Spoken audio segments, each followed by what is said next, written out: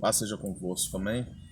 Vamos meditar na palavra de Deus hoje, mais uma vez, em Romanos capítulo 12, só o versículo 2, está escrito assim: E não vos conformeis com este mundo, mas transformai-vos pela renovação da vossa mente, para que possais experimentar qual seja a boa, agradável e perfeita vontade de Deus. Glória a Deus. Nós vamos falar sobre essa vontade de Deus, né? Todo ser humano na face da terra, todo, independente de quem faz a sua vida do jeito que quiser, vive do jeito que quiser, como a pessoa mais próxima de Deus possível. Tanto a pessoa mais longe de Deus como a pessoa mais próxima de Deus. Qualquer pessoa em toda a terra, ela gostaria de experimentar a vontade de Deus, né? Todas as pessoas, sem exceção, você pode ter certeza. Ainda que ela não diga, mas ela queria. Ainda que ela esteja totalmente num lado contrário, e ainda que as ideias dessa pessoa sejam totalmente contrárias à palavra de Deus, no seu interior, lá no fundo, ela gostaria de estar experimentando a vontade de Deus. Ainda que suas atitudes, seu comportamento não condiz com aquilo que ela gostaria, né? Vou dar um exemplo assim, bem simples. Uma pessoa está lá no meio da floresta, uma tribo indígena, qualquer pessoa, qualquer povo lá que está, né, um grupo lá no meio da floresta. E lá no meio dessa floresta eles começam a adorar alguma coisa, uma entidade,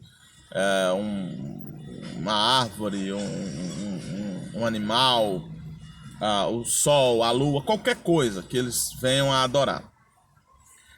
Essa atitude de adorar algo é uma atitude interna de querer cumprir a vontade de Deus, né? Experimentar essa vontade de Deus. Então, todo ser humano tem essa atitude. Se está certo, se está errado, é outra coisa. Mas a intenção é de estar na vontade de Deus. Essa boa, perfeita e agradável. Por que isso? Porque Deus, ele colocou dentro do ser humano, é como se fosse um chip hoje, né? A gente, nas épocas dos chips, é como se fosse um chip, né? Onde é uma programação interna, onde todo ser humano, ele quer voltar para Deus. Ele quer se voltar para Deus automaticamente, né? Como um peixe que quer voltar para a água, assim um homem ele quer voltar para Deus. A mulher ela quer voltar para Deus. Qualquer pessoa. Ainda que consciente ou inconsciente, não importa. Se você perguntar para o peixe se ele quer voltar para a água, ele não sabe nem do que você está falando. Porque ele não entende sua linguagem, né? Ele não fala como nós falamos. Então ele não vai entender sua linguagem. Se você capturar o peixe, ele vai tentar fugir de você. Se você capturar ele em algum local, se ele estiver morrendo na beira da praia, se você capturar ele às vezes a gente está em alguns locais, né, quem andou muito em rio sabe, tem uns locais assim que fica meio que cercado e às vezes a chuva cai e molha um localzinho ali.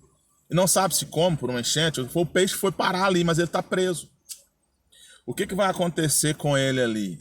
Possivelmente ele vai morrer, né? Aquela água parada, ele não vai achar nenhum alimento ali, possivelmente ele vai morrer. O que acontece? Ele quer sair dali e ele quer voltar lá para a água, né? Mas ele não sabe fazer isso. Ele não sabe fazer isso. Ele vai morrer. Ele sabe que ele vai morrer. Ele também não sabe que ele vai morrer. Porque para ele está tudo tranquilo. Ele ainda está na água, né?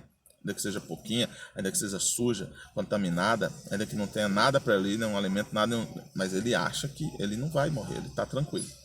Se chegar alguém lá e resgatar esse peixe, ele vai se bater para tentar sair da mão dessa pessoa. Por quê?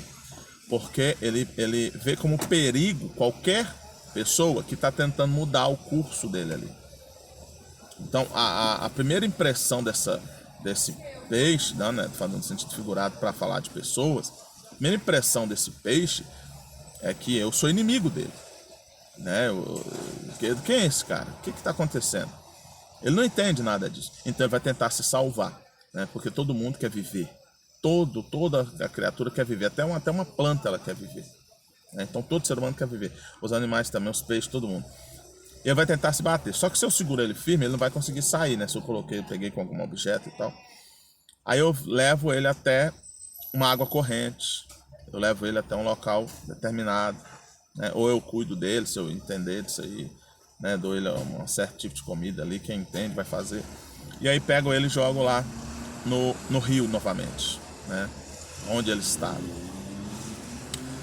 E agora sim, ele está vivendo o perfeito que ele queria para a vida dele.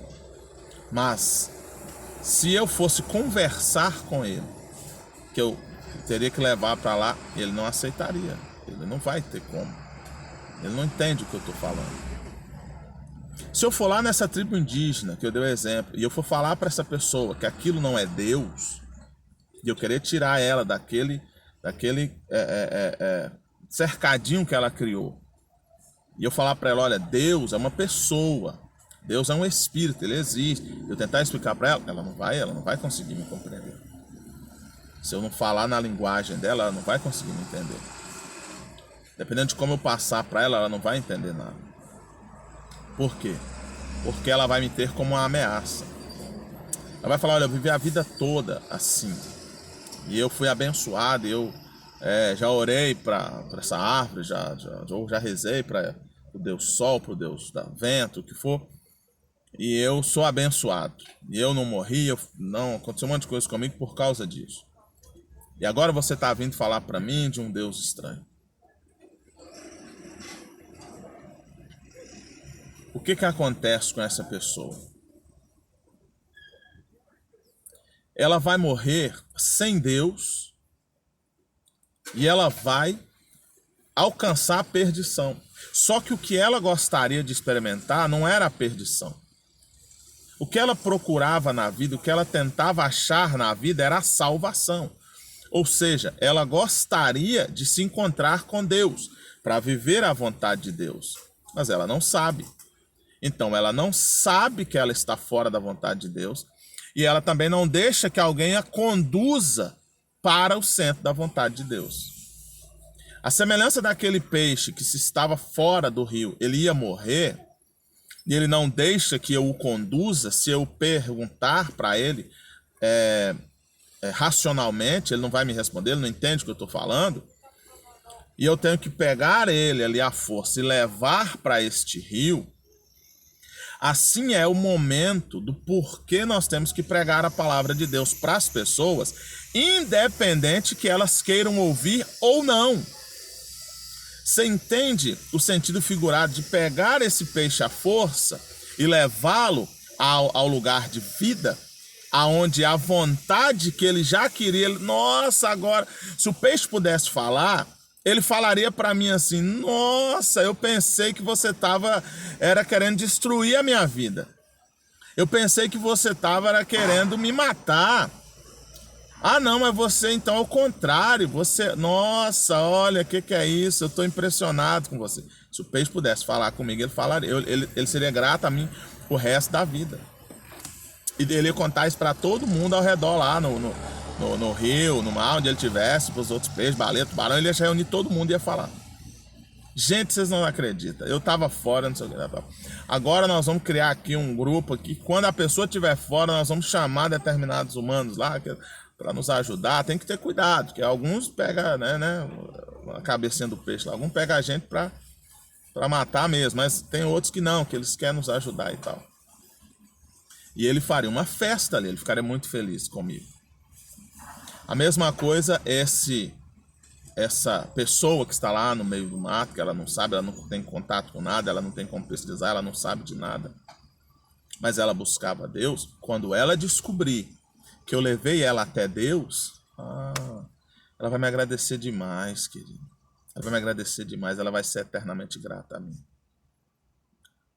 Assim vai ser com a pessoa que está na droga, assim vai ser com a pessoa que está em qualquer outra coisa, assim vai ser com a pessoa que está afastada de Deus em qualquer área. Pode ser no centro da cidade, pode ser em qualquer local.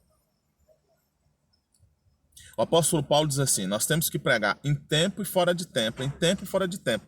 Ou seja, não existe tem um local que eu prego e um local que eu não prego, né?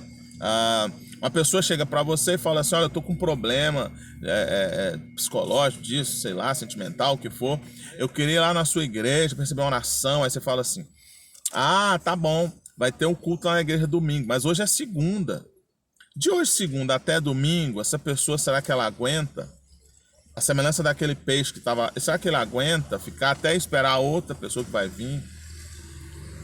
A tribo que está lá, isolada, ela vai aguentar ficar viva? Ela vai ter outra oportunidade de ser ouvida a falar de Jesus para ela?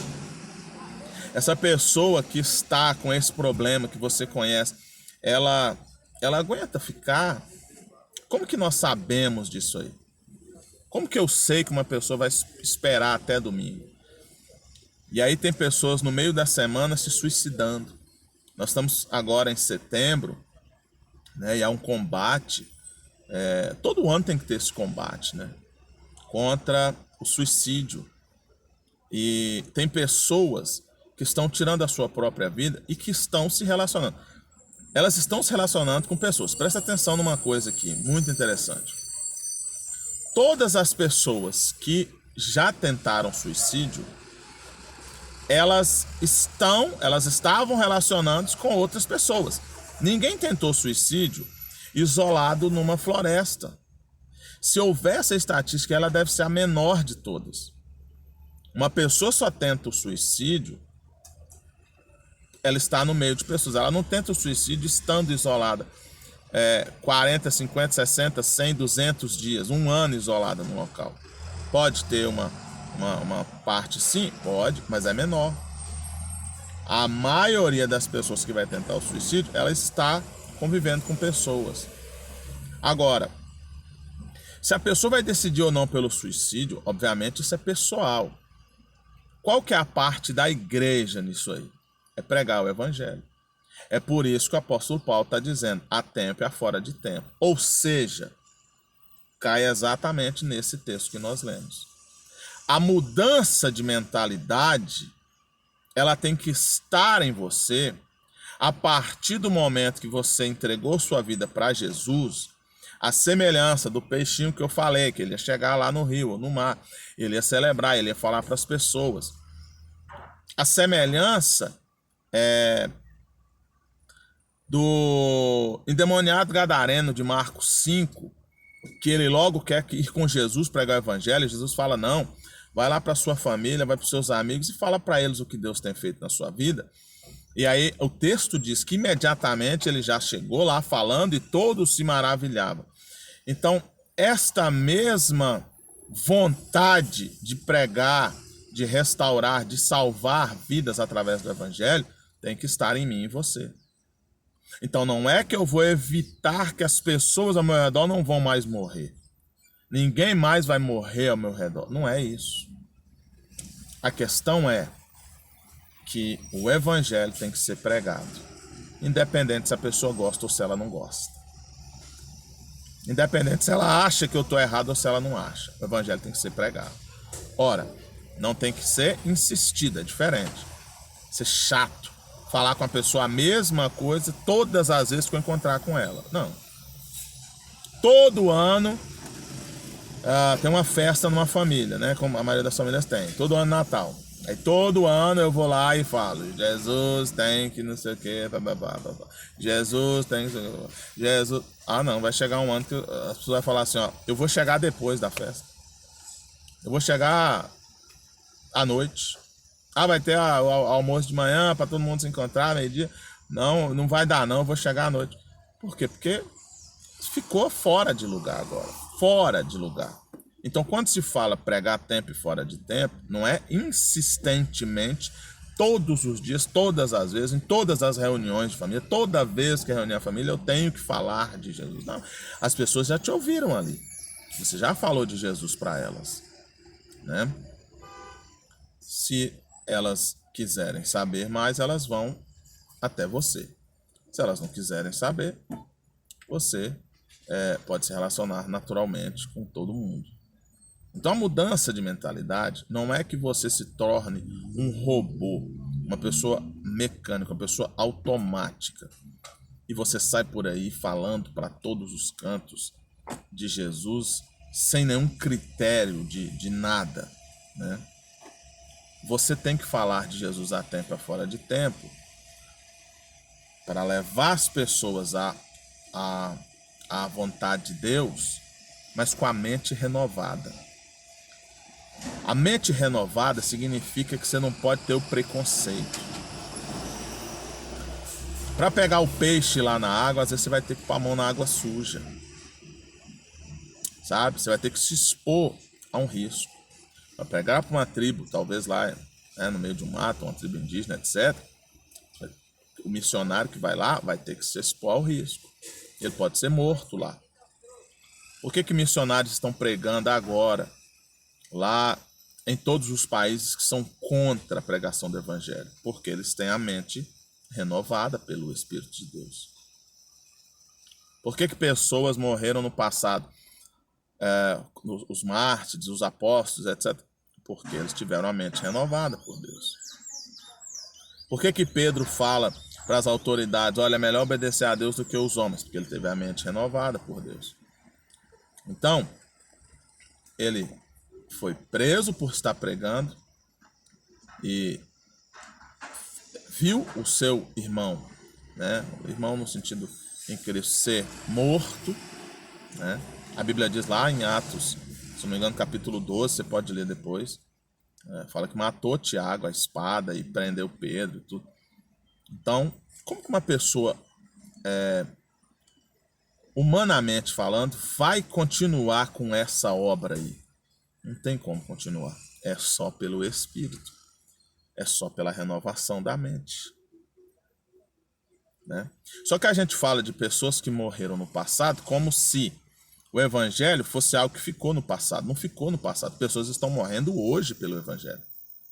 Pessoas estão entregando as suas vidas ao tempo inteiro pelo Evangelho.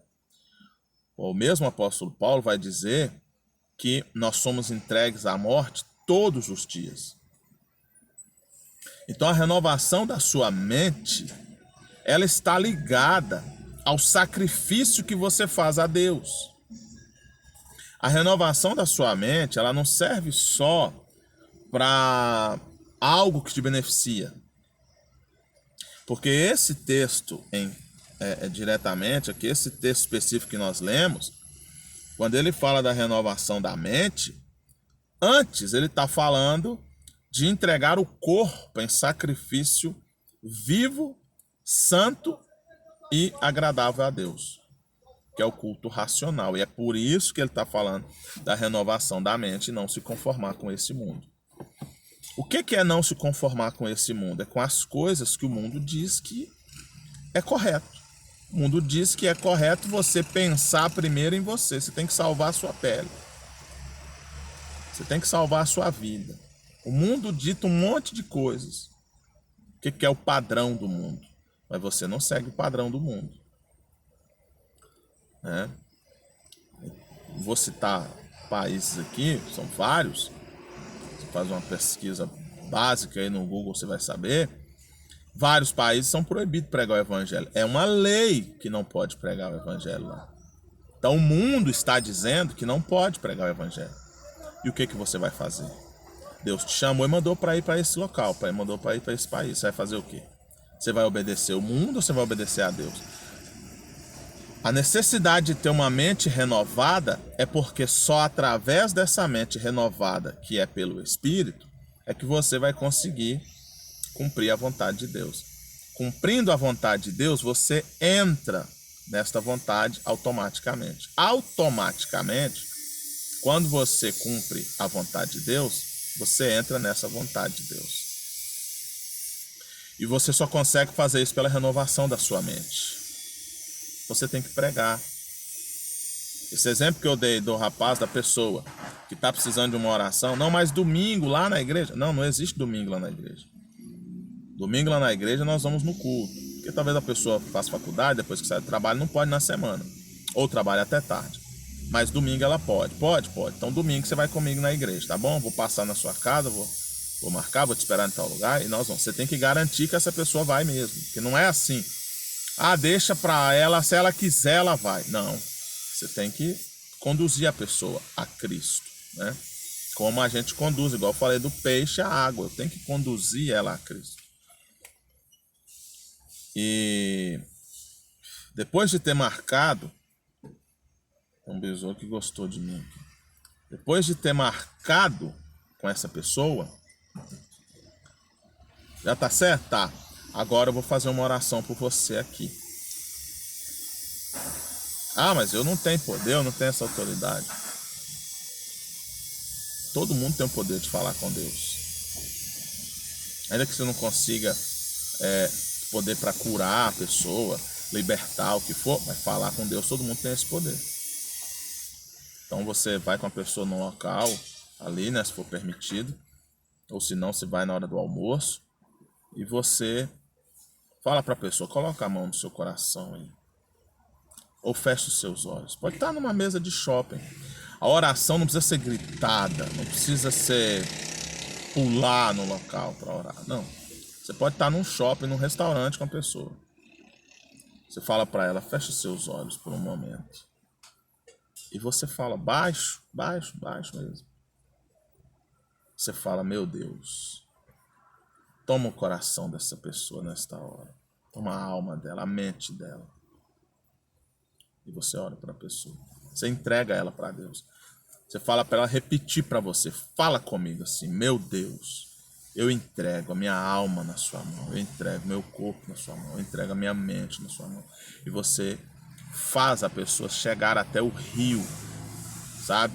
Ela está sedenta, ela precisa dessa água de Deus. E aí você vai acompanhando ela durante a semana, tá melhorando, até domingo ela ir na igreja. Tá. Existe a possibilidade dessa pessoa fazer essa oração, como já fizeram comigo várias vezes, e não dá em nada, e ela falar que tá bem, não, beleza, valeu, e domingo ela não ir na igreja, tem essa possibilidade. E nunca mais ela dá nem papo pra mim, não entrar nesse assunto, fingir que tá correndo, tem essa possibilidade. Tem. Por quê? Porque diferentemente de um animal, de um peixe, o que for, o ser humano ele tem livre-arbítrio. Então essa pessoa pode decidir pela vida ou pela morte. Então o que ela vai decidir não me diz respeito, compreende? O que ela decidiu é dela. Mas o que me diz respeito é deixar claro para ela que o que ela está procurando, ela está procurando um lugar errado. Ela só encontra em Jesus. Se eu deixei isso claro para a pessoa, aí eu não posso me culpar mais pelo que aconteça com ela. As pessoas pensam que a palavra de Deus ela é uma magia, né? Algumas pessoas pensam isso, que é mágica. Um casal está querendo se separar. Se eu for lá fazer uma oração, se eu for lá ler a palavra de Deus para eles, acabou. O problema foi embora, eles nunca mais se separam. Não. Porque ainda que eu resolva um problema com eles, ou para eles, eles vão criar outro problema, porque isso é a vida. A vida é assim. E tem pessoas que o problema dela no casamento não é o casamento, o problema dela é ela.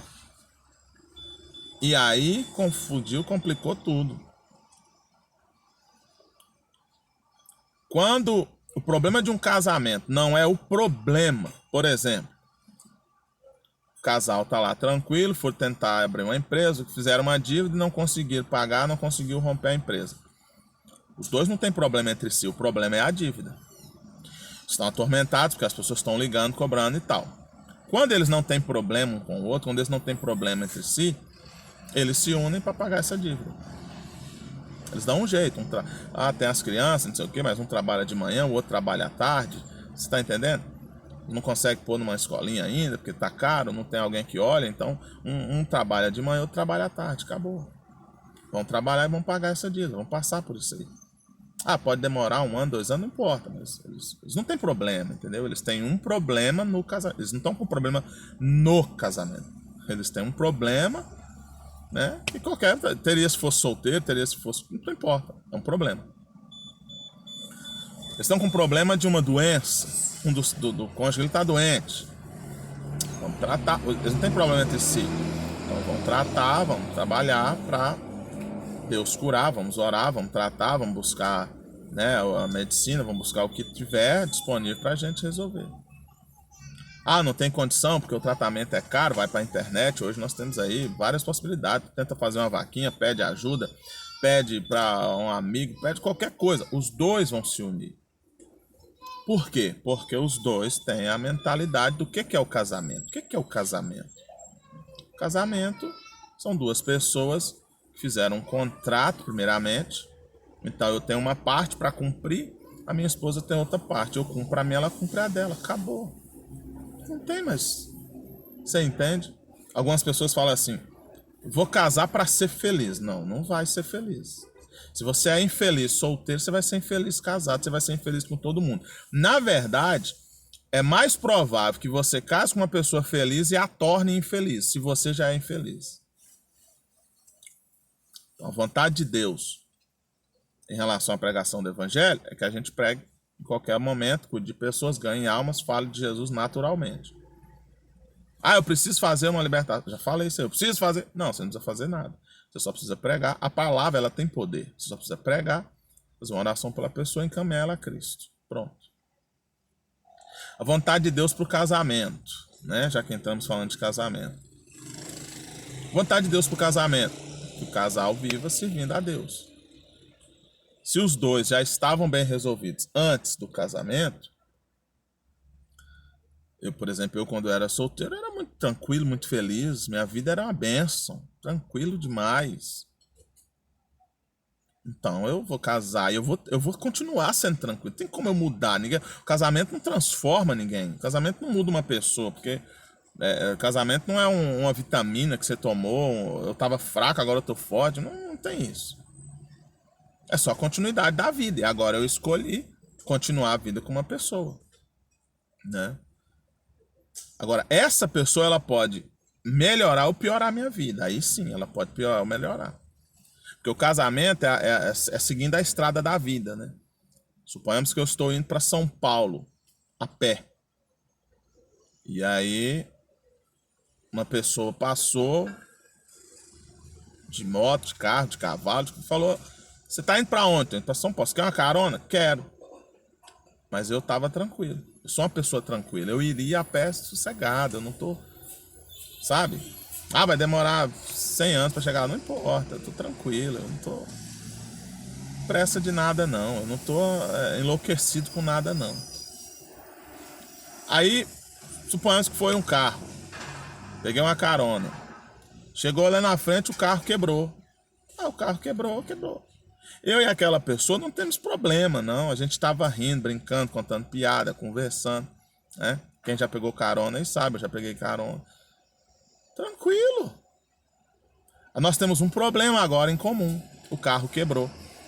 Olha que coisa interessante. Para aquela pessoa que me deu a carona, o carro ia quebrar de qualquer forma, né? Lá na frente.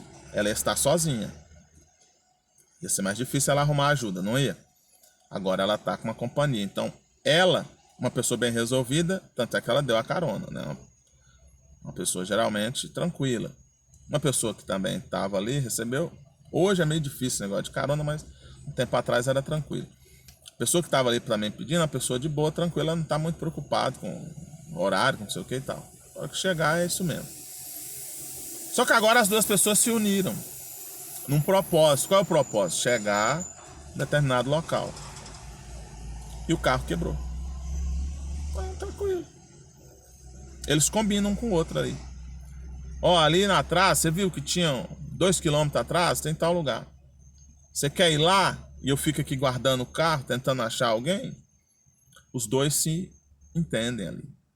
Eles se ajudam. Ou você tem medo de ir lá sozinho? Ah, tá meio escuro, é meio complicado. Vamos lá nós dois, deixa o carro aqui. Então tá bom. Trava o carro, tranca tudo. Vai lá os dois. Rindo, conversando, a mesma coisa. Isso é o casamento. Nós estamos numa estrada. Decidimos nos unir para continuar a estrada. Eu estava já indo de encontro, né, à vontade de Deus quando Eu me casei, a minha esposa também. Então nós temos o mesmo alvo em comum. O que melhorou? Que alguma coisa eu consigo ajudar ela, outra coisa ela consegue me ajudar. Meu Deus do céu, maravilha. Vamos ter problemas ao longo do caminho, esse exemplo que eu dei do carro quebrou, vamos ter a pé, nós vamos ter um monte de problema, porque é a vida. Mas nós vamos continuar. Enquanto a gente tiver a mente renovada, a mentalidade de Cristo, nós vamos continuar. Se um dos dois perder a mentalidade, acabou. Então a mentalidade de Cristo, né? Paulo vai dizer lá em 2 Coríntios 2,16, quem conheceu a mente do Senhor para que o possa instruir? Nós, porém, temos a mente de Cristo. A mentalidade de Cristo, ela vai te acompanhar a sua vida inteira. E, na verdade, ela vai ser a única bússola, ela vai ser a única coisa que você vai ter na vida para te guiar para o caminho certo, que é a vontade de Deus. E chegando lá, esse rio, né, que eu dei o exemplo do início, você está andando no deserto sedento. Então a mentalidade de Cristo, quando você passar por esse deserto, ela vai te firmar os seus passos. Porque lá na frente tem o rio. Você sabe que tem um rio.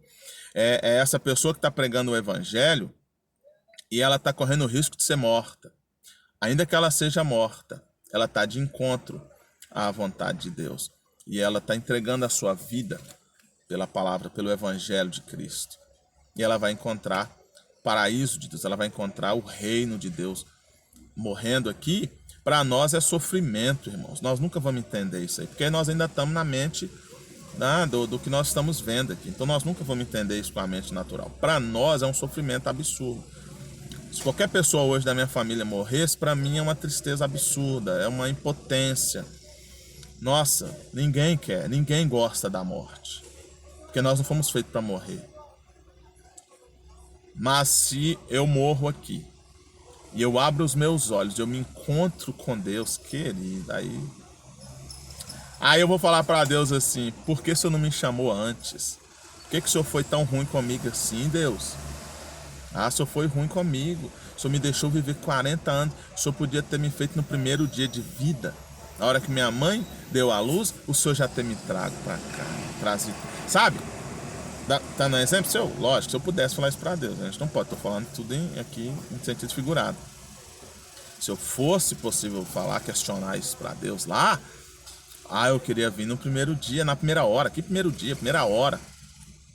Teve o parto, nasceu a criança. Ô, Glória, tá vivo.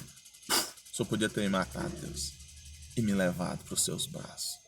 Mas isso eu só vou saber quando eu chegar lá. Porque enquanto eu tô aqui, não, você tá maluco. Se eu morrer com 80 anos, se eu estiver morrendo, ali Deus me der a oportunidade de eu estar vendo, né, que eu vou morrer, eu fico louco. Não, Deus, eu não pode me matar não, Deus, não me mata não, não me mata não. Eu quero viver para sempre, 120, 150 anos. E a gente só vai se conscientizar da morte quando tiver já sem nenhuma, sabe, você não tem força, você não tem mais nada. Você fala, rapaz, não dá mais. Porque se a gente tiver firme, se fosse possível a gente chegar a 100 anos aí, 150, firme, você ia querer continuar vivendo. Porque Deus colocou a vida dentro de nós. Nós não temos pensamento para a morte. Então, se você está tendo pensamento para a morte, é porque está te faltando a mentalidade de Cristo, a mentalidade de Deus aqui, para te levar à boa, perfeita e agradável de Deus. Boa, perfeita e agradável vontade de Deus. Então, essa pessoa que está entregando a sua vida lá em prol do evangelho, ainda que ela está correndo risco de morrer e tudo, mas é porque ela tem a mentalidade de Deus e Deus designou ela para aquilo. Não é para todo mundo fazer isso, né? Então, os apóstolos de Jesus, não foi todo mundo, todas as pessoas que seguiram Jesus, todos os discípulos de Jesus, Deus escolheu para morrer, para ser mártir, não. Né? Uma parte sim, outra parte não.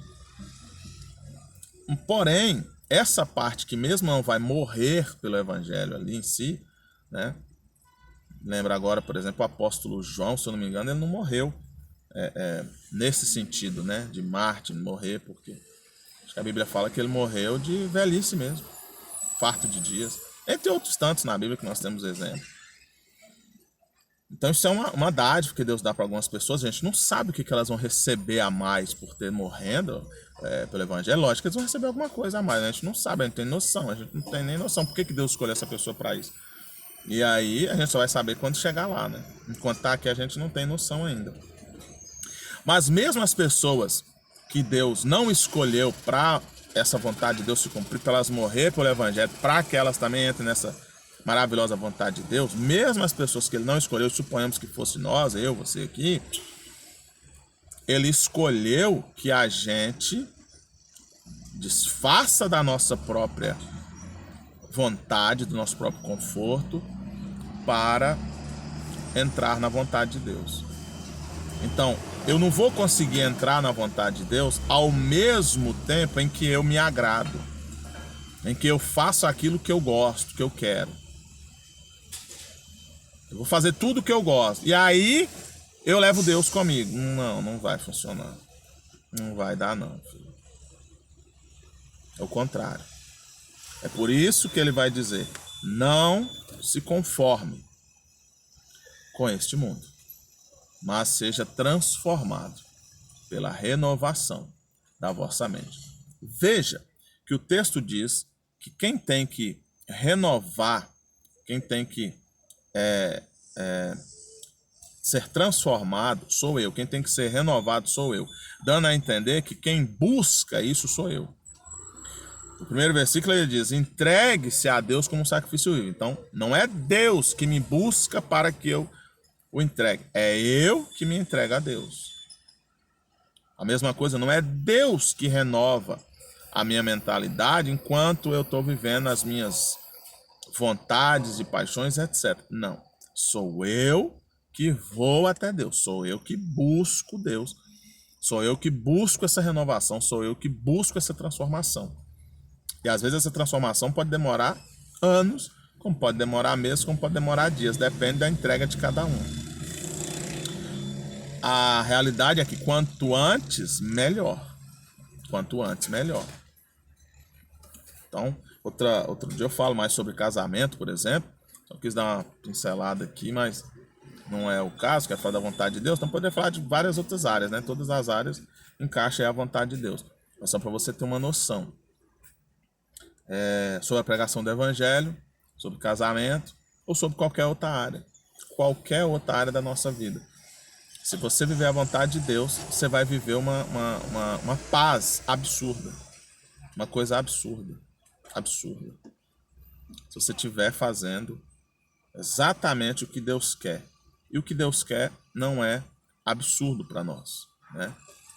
É que você se entregue a Deus em sacrifício vivo.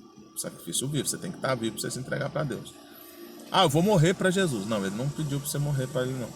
Ele pediu para você se entregar vivo, né? Então é na sua atividade. Já viu quando as pessoas falam assim: fulano tá perdendo a vida dele, ele tá perdendo a juventude dele toda, com esse negócio de igreja, de Deus aí? É exatamente isso aí. Você vai se entregar em sacrifício vivo, porque se você tivesse morto, não, Deus não é Deus de mortos, né? Ou se você tivesse já inválido, né? Ainda que tivesse vivo, mas inválido, tem muito proveito também não. Porque aí você poderia entrar na questão de oferta, né? Quando ele fala de sacrifício, ele está falando de sacrifício no sentido de oferta. A oferta, quando ela era entregue a Deus, oferta, diz qualquer coisa, voto, sacrifício, que fosse colocado diante de Deus, quando foi instituída a oferta, ela não podia ter defeito, né? E entregar, por exemplo, um cordeiro, né? Qual que diz a Bíblia lá sobre Jesus? O cordeiro sem mácula, sem mancha, né?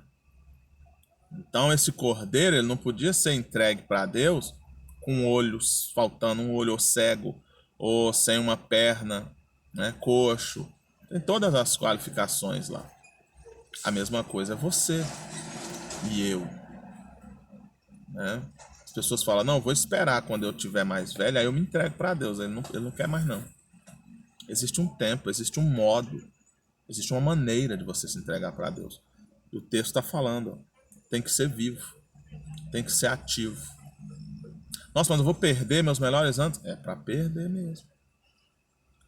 Nossa, eu podia tanto estar curtindo e depois eu... Não. Sabe por que você ainda pensa na curtição? Porque você não tem a mente transformada por Cristo. Porque o que você imagina como seu prazer, na verdade é a sua destruição. E o que você imagina como a sua perca, na verdade é o seu ganho. O que você imagina como a sua morte, na verdade é a sua vida. E o que você imagina hoje como a sua vida, na verdade é a sua morte. É o mesmo exemplo do peixe lá. Que ele imagina que vai ser a morte dele, porque eu estou tirando ele, vai ser a vida dele. Quando você tiver a mente transformada por Cristo, essa mente renovada e essa vida transformada por causa da mente renovada em Cristo, no sacrifício a Deus, você vai começar a experimentar a maravilhosa vontade de Deus. E quando você experimentar ela, você vai falar assim: meu Deus, por que eu não vim antes? Tem muitas coisas que eu me arrependo na minha vida particular. Por que eu não entendi isso antes, meu Deus? Sabe, por que não pregaram isso para mim antes? Por que não... Porque até mesmo depois de ter pregado, mas eu mesmo não entendi algumas coisas antes. Por que não? Sabe? Você vai se sentir como eu deveria ter feito antes, eu deveria ter feito mais. Mas na hora que você está ali com a mente ainda do mundo, né, como diz o texto, conformada com o mundo, se alguém falar para você, como eu falei lá da tribo, olha, isso aí não é Deus, você tá louco, cala a sua boca, você não sabe o que você tá falando, você tá me julgando, você tá achando que você é quem? Você tá achando o quê, hein? Ah, vai cuidar da sua vida. Eu não mandei você vir aqui para não te pedir para você pregar para mim. Você fica enlouquecido, você fica... Por quê? Porque para você, aquela pessoa está acabando com a sua vida. Ela está acabando com a sua vida. Ela vai acabar com a sua felicidade. Quando, na verdade, ela está te levando para a felicidade. Ela está te trazendo a felicidade. E quando os seus olhos se abrirem, a sua mente entender isso, você vai falar: meu Deus do céu. Você pode ter certeza, todas as pessoas que hoje são homens de Deus, mulheres de Deus, todas as pessoas hoje que são pessoas maduras, que entenderam o Evangelho, e você hoje, que fala assim: ah, eu pregava, eu falava e eu cansei de falar. Você que cansou hoje de falar, se as pessoas pudessem, como eu falei, é exemplo do peixe, é exemplo dessa tribo, se essas pessoas pudessem te achar, estar diante de você, se elas pudessem fazer um memorial, o seu nome estaria em primeiro lugar para elas, abaixo de Deus, obviamente. Elas iam te agradecer demais, elas iam falar: meu Deus. E isso vai acontecer quando a gente chegar diante de Deus. Ela vai falar: meu Deus, se não fosse você, cara, eu não estaria aqui. Se fosse você, moça, eu não estaria aqui. Nossa, se não fosse aquele dia, você falar para mim de Jesus, eu não estaria aqui. Nossa, se não fosse aquela época, você me confrontar com a palavra de Deus, eu não estaria aqui. Essa pessoa vai ser eternamente grata para você. Grata para você. Não ande pelo que o mundo diz. As pessoas estão criticando, estão falando mal de você ou falando bem. Não ande por isso. Ande pela transformação da mente. Ande pela renovação da mente. Entregando o corpo em sacrifício vivo, você experimenta a transformação da mente. As pessoas não entendem isso, mas um texto está ligado ao outro. Você só experimenta a transformação da mente quando você entrega seu corpo a Deus em sacrifício vivo. Você só entrega a Deus seu corpo em sacrifício vivo quando você anda no Espírito. Você só anda no Espírito quando você diz não para as suas vontades e você diz sim para a vontade de Deus. E uma coisa está totalmente ligada à outra, a sua mente é transformada a partir disso e você agora começa a entender o que é que Deus queria para você e você entende que a vontade de Deus, na verdade, é aquilo que você já queria há muito tempo, há muito tempo. Você estava sofrendo, você estava sobrecarregado, você estava sobrecarregada, você estava atribulado, você estava humilhado, você estava com conflito interno, psicológico, pensamento de suicídio, pensamento de morte, pensamento de desistir de tudo, de jogar tudo pro ar, sabe? Quando você está nesses pensamentos, é porque você ainda não experimentou a mente renovada por Cristo. Quando você entender a vontade de Deus e você conseguir deixar essa renovação, a renovação do Espírito, né, tomar conta de você, você vai chegar lá na vontade de Deus. Quando você estiver na vontade de Deus, você vai falar: meu Deus do céu, eu preciso voltar lá e falar para essas pessoas que estão na mesma situação que eu estava. Existe um rio de Deus, aleluia, que vai sarar, sabe? Que vai matar a sua sede, que vai te saciar. Existe um rio. Sabe esse desejo incontrolável seu por amor, por alguém te amar? Não é por causa de pessoas, é por causa do amor de Deus que você não está sentindo. Você não está vivendo o amor de Deus, sabe? Você não entregou para Deus para viver. Aí você se entrega para o primeiro que aparece na frente. Qualquer pessoa que te elogiar, você se entrega. Qualquer pessoa que te falar oi, você... Por quê? Porque a carência excessiva. Essa carência excessiva nada mais é do que a distância da vontade de Deus. Porque quando você está na vontade de Deus, Deus te completa. E você só consegue isso com a mente de Deus. Essa loucura desenfreada para ficar rico a qualquer custo, e eu tenho que trabalhar 20 horas por dia, eu já fui assim. Aliás, eu já fui de qualquer outro exemplo aí, né, que eu der. Essa loucura por procurar a satisfação, por procurar ser amado, por procurar a estabilidade financeira a qualquer custo, né? Ainda que, obviamente, com honestidade, mas eu digo qualquer custo no sentido de morrer. Eu morro por isso aqui. Por que pessoas saem daqui do Brasil e vai passar lá debaixo de tiro, de coisas absurdas para entrar nos Estados Unidos? Por causa do dinheiro. Ela quer mudar a vida dela, né? Salvo uma exceção de alguém que está com uma família lá, ou outro propósito em si. Mas eu estou falando das pessoas que é só por causa do dinheiro, é por causa que ela tem que... ela se sacrifica. Presta atenção nessa palavra que eu encerro. Se você não se sacrifica por Deus para cumprir a vontade de Deus, você vai se sacrificar por qualquer outra coisa na face da terra. Então você vai se sacrificar pelo dinheiro. E aí você, para ganhar o dinheiro, você vai perder a sua própria vida. Você perde sua liberdade, você perde sua dignidade, você perde tudo por causa do dinheiro, por causa que você vai ter que se sacrificar para ele. Se você não sacrifica para Deus, você vai se sacrificar para um relacionamento, para uma pessoa ou para várias pessoas. E você vai passar por humilhações, por coisas absurdas que não tinha necessidade, né? Porque você tem que se sacrificar. Você tem que se sacrificar de alguma forma. Ou você se sacrifica para Deus, ou você se sacrifica para você mesmo. Deixa eu te falar uma coisa. Você não nasceu para receber sacrifício. Você não nasceu para receber sacrifício. Porque você não nasceu para ser adorado. Então, quando você se sacrifica para você mesmo, sua mente dá um tilt. Ela queima lá um fio, uma coisa desconecta da outra. Você não consegue lidar com isso. Tá entendendo? Tem um relato breve que a Bíblia diz que Davi, certa vez, ele pediu uma água para os seus soldados. Ele falou: tenho muita sede. Tem uma água, ele falou de uma água específica. Sei lá, ela é mais gostosa, mas... E ele falou: olha, se eu pudesse beber dessa água. Só que quem estava ao redor dessa água eram os inimigos deles.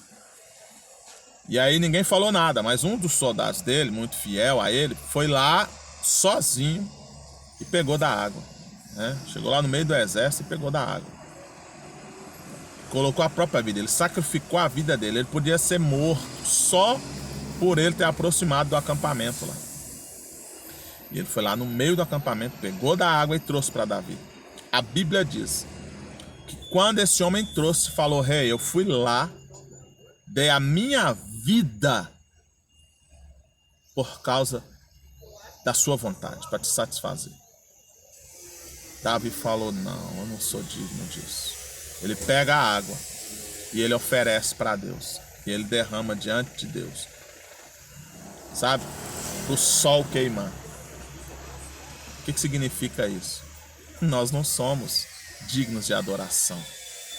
As pessoas não têm que se sacrificar a própria vida para nós. Para nós, não. Para satisfazer nossos desejos, não. Para satisfazer nossa vontade, não. A Bíblia diz em Apocalipse que quando João recebeu a revelação do anjo, ele se prostra para o anjo para adorar. E o anjo fala, não, eu não sou digno de adoração. Adora a Deus. Eu sou seu conservo. Conservo é servo do servo. Eu sou servo seu e servo dos seus irmãos.